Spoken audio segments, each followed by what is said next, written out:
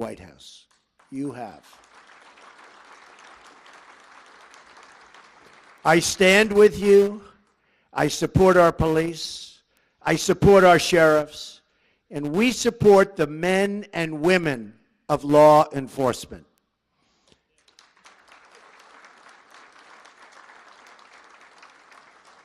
Right now, many communities in America are facing a public safety crisis. Murders in 2015 experienced their largest single-year increase in nearly half a century.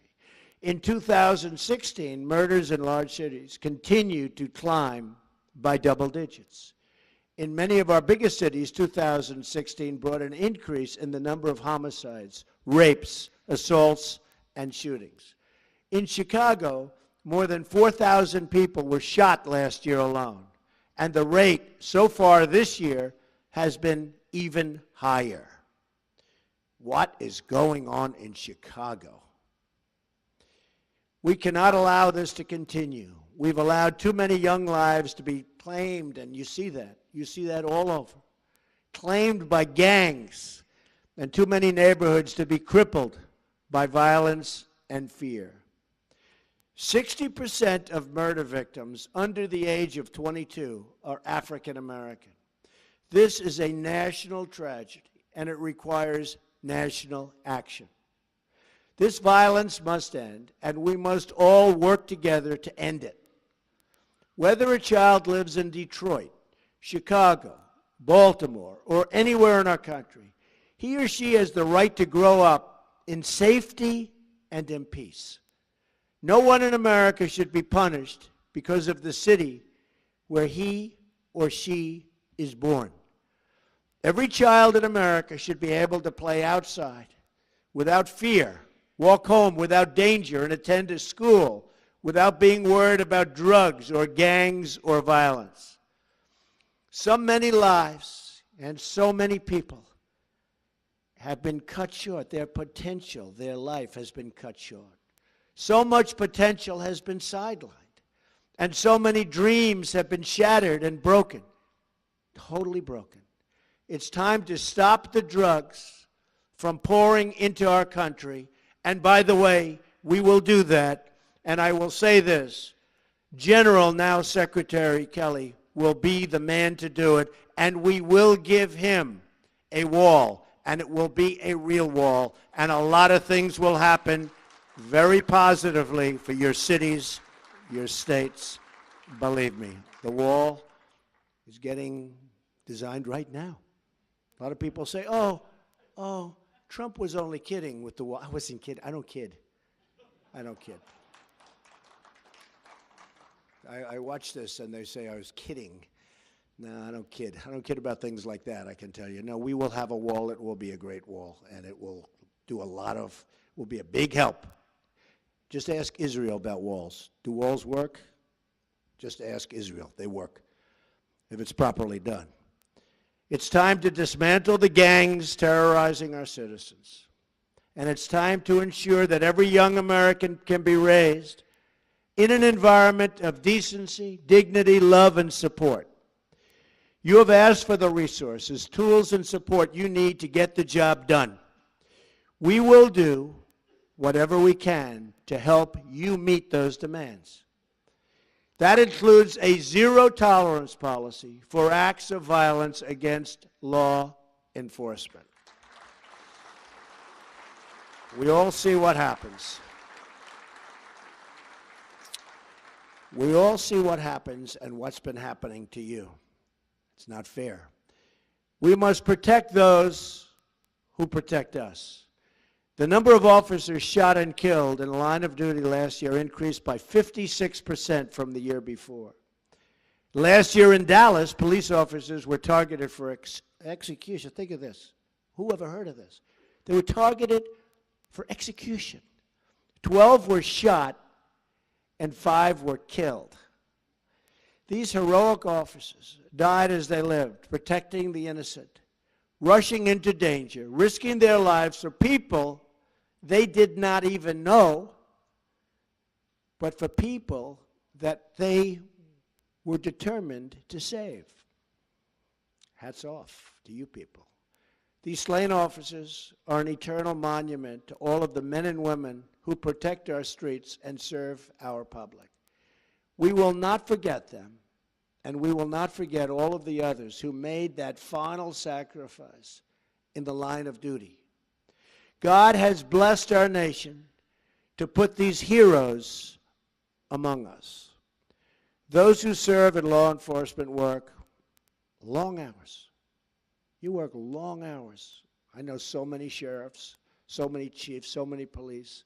You work long hours and dangerous hours oftentimes in difficult conditions and for not that much pay relative to what you're doing.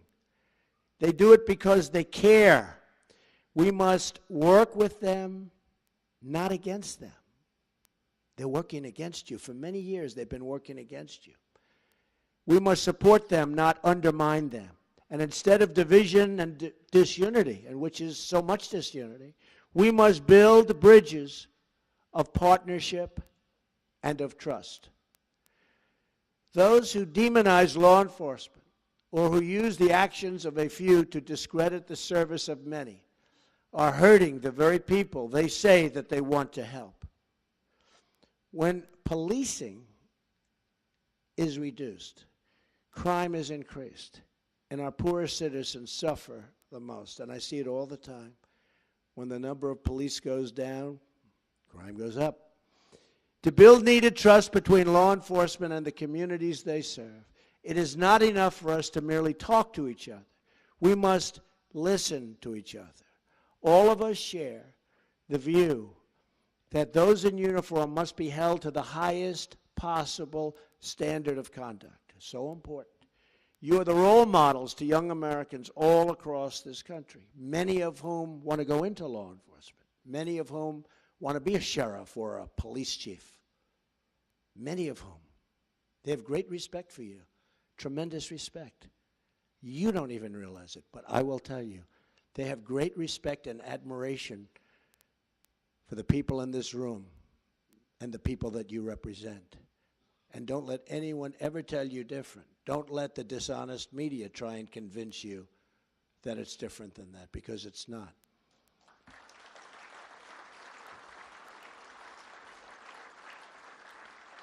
That is why our commitment to law and law enforcement also includes ensuring that we're giving departments the resources they need to train, recruit, and retain talent.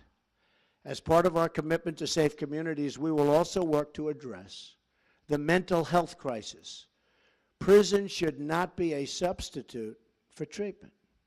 We will fight to increase access to life-saving treatment to battle the addiction to drugs, which is afflicting our nation like never, ever before, ever.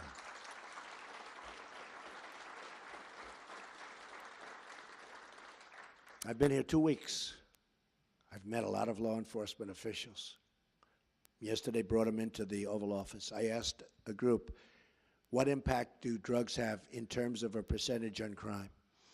He said 75 to 80%. It's pretty sad. We're going to stop the drugs from pouring in. We're going to stop those drugs from poisoning our youth, from poisoning our people. We're going to be ruthless in that fight. We have no choice.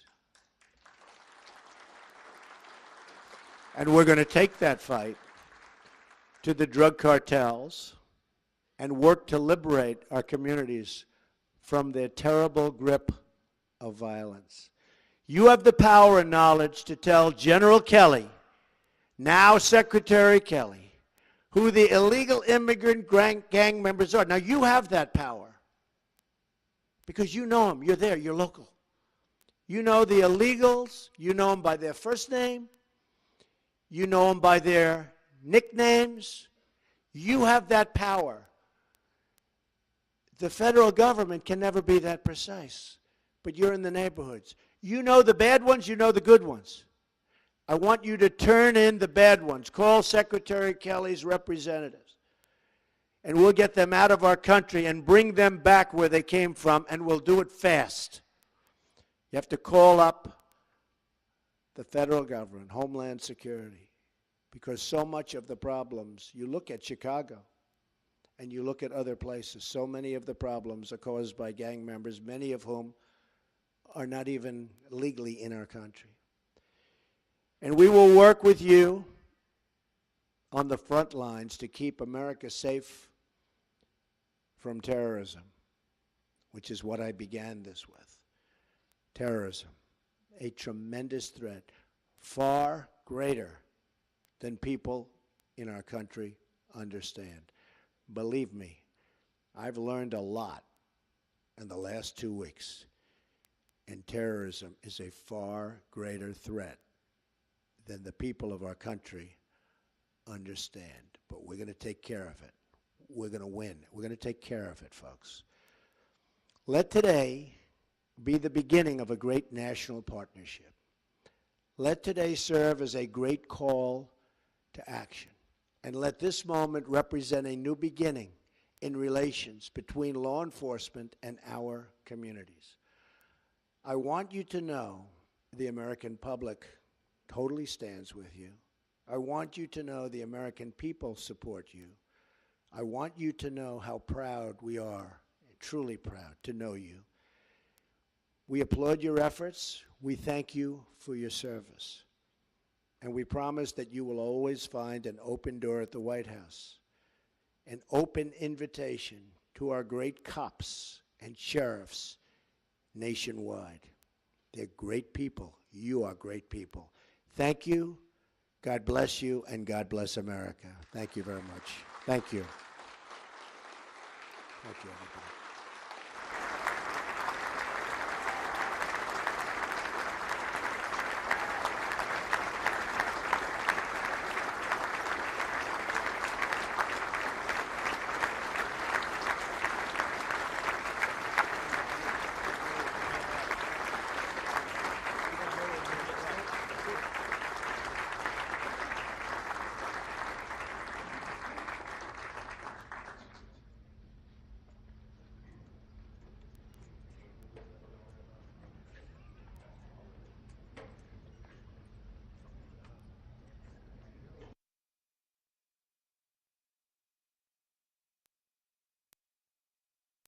American energy dominance. First, we will begin to revive and expand our nuclear energy sector, which produces clean, renewable, and emissions-free energy. NRC regulations specifically spell out prohibitions against fluid-filled reactors to more than 1 megawatt. A complete review of U.S. nuclear energy policy. A lot of energy consumption is largely industrial processes. Unbelievably optimized process. So besides your scrap material input, what's your next largest cost on production? Electricity. Electricity. This is a recycling facility. This is a sorting facility. Sorting is labor intensive. Recycling is energy intensive. Most people don't understand. Everything you look at, touch, feel, anything that's tangible, there's energy behind it. A lot of it. Why nuclear energy? Why molten salt reactor? Why China is the first one to eat the crab? That's Chinese saying. And they are well-funded and well-staffed. It's very compelling work. Chinese are definitely in the lead right now on this. China export is not for consume, it's for production. President Obama in his State of the Union address said, a new generation of safe, clean nuclear power plants in this country. And both sides of the aisle, Republicans and Democrats, stood up like he saluted the military. We're all at Oak Ridge. The morning that we showed up, one of the Oak Ridge guys came in with an announcement from the Chinese Academy of Science. We are going to do this. We're going to own the IP. So you would think our government would say, maybe you shouldn't keep giving away this information. The current system incentivizes reactor designers to develop their first projects outside of the United States. It's going to preclude us from certain countries until they come to their senses. We do feel that we have a competitive advantage by pursuing this technology in Canada. China is, India is, the Czech Republic bought FLIBE for pennies on the dollar from Oak Ridge National Laboratories. We basically gave it away. There is no way for us to move beyond the laboratory scale work that we're currently doing. We want more than anything to do this in the U.S. How is it that China will deliver this system and not the U.S.?